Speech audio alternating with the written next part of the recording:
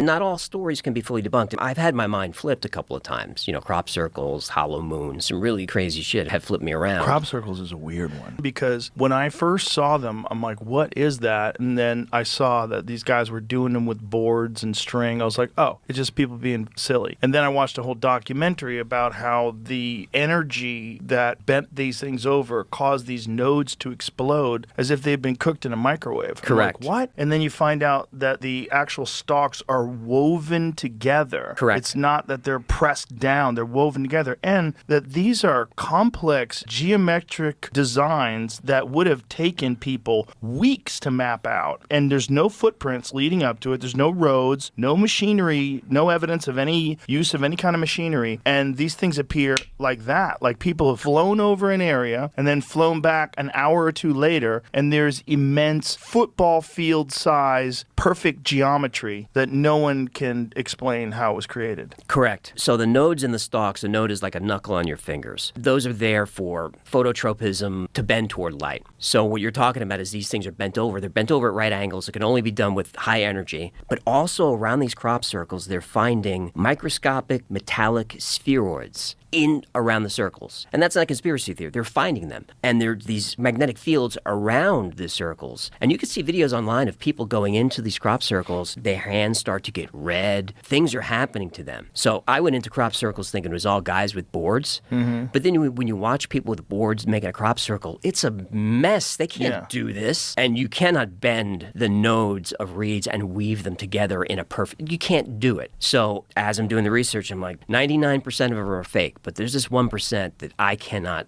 explain.